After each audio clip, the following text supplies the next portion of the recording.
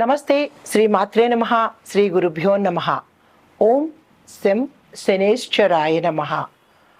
ఈరోజు అత్యంత పవిత్రమైన రోజు, చాలా విశేషమైన రోజు. జనవరి 11, 2025 శని త్రయోదశి. అంటే శనీశ్వరుడికి అత్యంత ప్రీతిపాత్రమైన రోజు శని త్రయోదశి. అయితే శని త్రయోదశి ఎందుకు శనీశ్వరుడికి అంత ప్రీతిపాత్రము అంటే అది ఆయన పుట్టినరోజు అన్నమాట. అది ఈ శని త్రయోదశి శనివారం నాడు వస్తే కనుక అత్యంత విశేషమైనది, మహిమాన్వితమైనది అన్నమాట. అయితే ఈరోజు ఒక్క శనేశ్వరుడికే కాదు, లక్ష్మీనారాయణులకు, శివకేశవులకి కూడా అత్యంత పుణ్యప్రదమైన రోజు, ఇష్టమైన రోజు అనమాట. అయితే ఈ శని త్రయోదశి నాడు శనివారం రోజు వచ్చినట్టయితే కనుక అది విశేషమైన ఫలితాన్ని ఇస్తుందన్నమాట. అయితే మనకి గ్రహరాశులలో శనీశ్వరుడికి విశిష్టమైన స్థానం ఉంది. ఆయన కర్మ ప్రభువు అని, తర్వాత కర్మను ఇచ్చేవాడు అని ఆయనకి, దాంతోపాటుగా అత్యంత కఠినాత్ముడు అని కూడా ఆయన్ని పిలుస్తూ ఉంటారు. ఆయన పేరు చెబితేనే చాలు అందరూ భయపడిపోయి అమ్మో అమ్మో అనుకునే స్థితి ఏర్పడింది. కానీ నిజానికి శనేశ్వరుడు అంత దయాళుడు మరొక గ్రహం లేదు అని చెప్పచ్చు. ఎందుకు అంటే శని కర్మను కడిగేస్తాడు, దానితో పాటు ఆయుష్ ప్రదాత. ఆయన చిన్న చిన్న పరిహారాలకే చాలా సంతోషపడిపోయి విశేషమైన యోగాలను, భోగాలను, ఆరోగ్యాన్ని కూడా ఇస్తాడు. అయితే మనం తీసుకునే విధానాన్ని బట్టి ఉంటుంది తప్ప శనీశ్వరుడు మాత్రము క్రూరుడు కాదు, కఠినాత్ముడు కాదు. అయితే ఆయన ఆశీస్సులను పొందడము, ఆయన్ని త్వరగా మనం అనుగ్రహింప చేసుకోవడం అనేది మన చేతుల్లోనే ఉంది. ఆయనకి ఇష్టమైనవి కూడా చాలా చాలా చిన్ని స్వల్పాలేనండి. నల్ల నువ్వులు ఇష్టము, బెల్లము ఇష్టము, చలివిడి ఇష్టము, ఇలా చిన్నవి. అంటే సామాన్యమైన మనిషి కూడా ఆయనకి చిన్న నైవేద్యం పెడితే అంత ఫలితాలను ఇచ్చే మహాప్రభువు శనేశ్వరుడు. కానీ అందరూ ఆయన్ని తిట్టుకుంటూ ఉంటారు. చాలా దయాళుడండి ఆయన.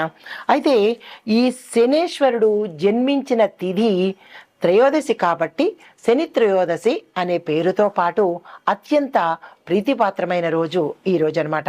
అయితే ప్రత్యేకమైన నైవేద్యాలు సమర్పించి ఆయన్ని మనం సులువుగా చక్కగా కాకాపట్టేయచ్చు అనమాట. ఆ నైవేద్యాలు ఏమిటి అనేది మనం పరిశీలన చేద్దాము. అయితే హిందూ మతంలో శని త్రయోదశికి ప్రత్యేక ప్రముఖత ఉంది. అది ప్రతి సంవత్సరం ముఖ్యంగా శనీశ్వరుడి ఆరాధనకు అంకితం చేయబడింది. అంటే ప్రతి శనివారము మనం వెంకటేశ్వర స్వామితో పాటు శనీశ్వరుణ్ణి కూడా పూజ చేసుకుంటాము. కానీ శని త్రయోదశి శనివారంతో కూడినది వచ్చినట్టయితే కనుక విశేషమైన ఫలితం వస్తుంది.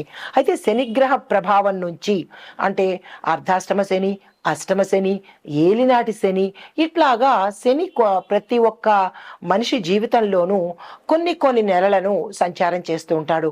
ఆయనకి మందగమనుడు అనే పేరు కూడా ఉంది.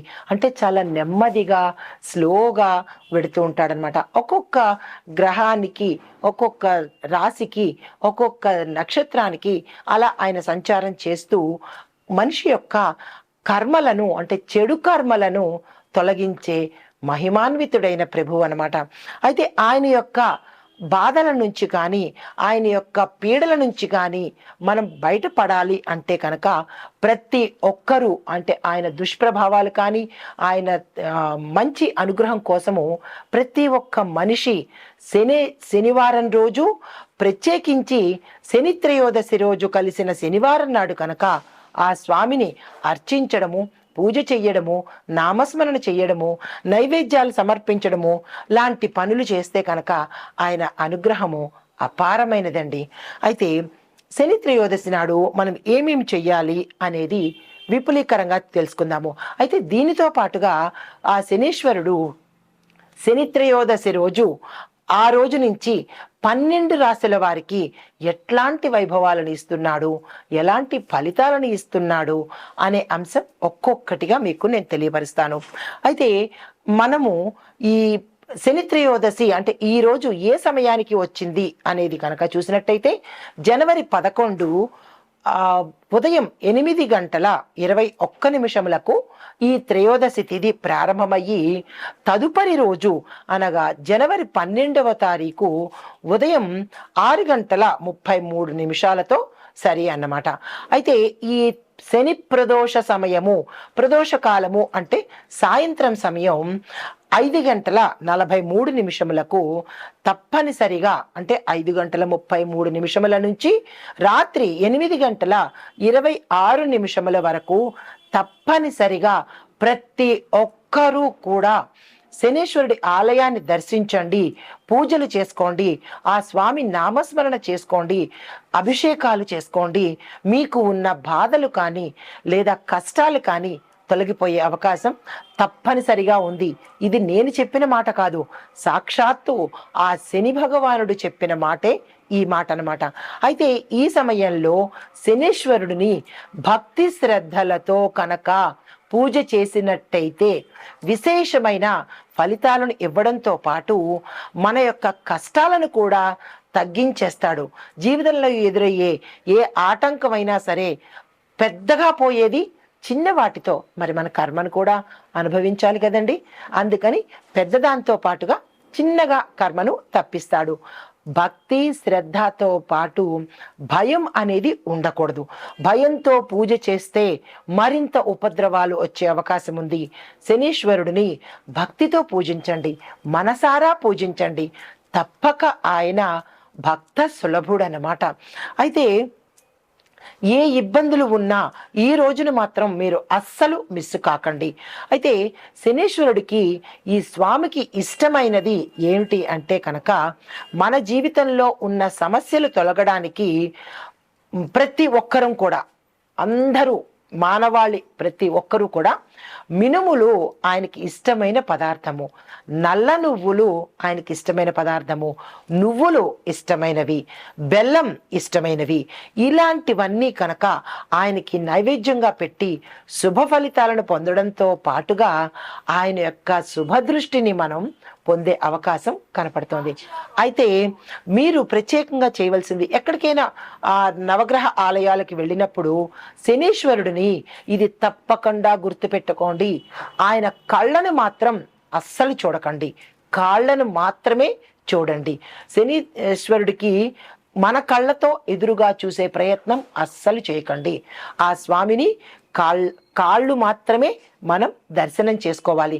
కానీ ప్రతి ఒక్కళ్ళు తెలియకుండా ఆ మిగతా గ్రహాలకి మీరు కళ్ళని చూడండి లేదా స్వామి విగ్రహాన్ని మొత్తం అందరినీ చూడండి, కానీ ఒక్క శనీశ్వరుడికి మాత్రమే ఎదురుగా చూడకండి, కాళ్ళను మాత్రమే చూడండి. ఇది చాలా గుర్తుపెట్టుకోవాల్సిన అంశము.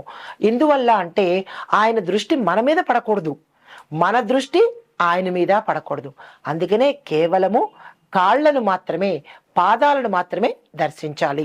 అయితే ఈ ఏలినాటి శని, అర్ధాష్టమ శని, అష్టమ శని ఇలాగ వచ్చే శని దోషాలు కానీ శని గ్రహగతులు కానీ తప్పించుకోవడం కోసం ప్రతి ఒక్కరం ఏం చేస్తామంటే నల్ల నువ్వులను ఆ స్వామి పాదాల దగ్గర అభిషేకంగా కానీ లేదా ఉంచడం కానీ చేసి తైలాభిషేకము, ప్రత్యేకమైన నువ్వుల నూనెతో మాత్రమే ఆ స్వామికి అభిషేకం చెయ్యాలి.